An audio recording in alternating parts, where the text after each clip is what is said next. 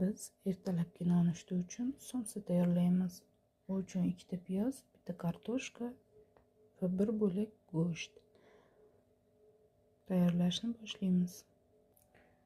Mana masalliqlarni to'g'rab oldik. Bunga hozir tabga ko'ra tuz,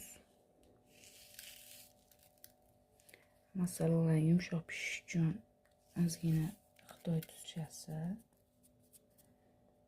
hamda murch va qurigan kashnich solib aralashtirib olamiz. O'zi somsaga piyoz qancha ko'p qo'shilsa, shuncha suvli bo'lib shirin pishadi. Menda hozir piyoz kamroq qo'ygan. Agar masala quruq bo'lib qolsa, ozgina suv qo'shib yuboriladi. Masalliqlarni to'g'rab bo'ldik.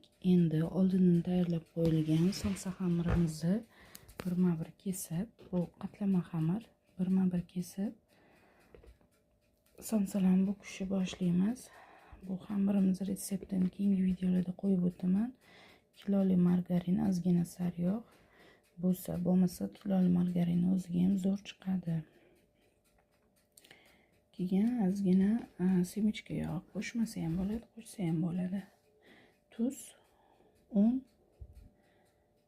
suv ketgan, razrahlayter solaman men yumshoqroq chiqish uchun.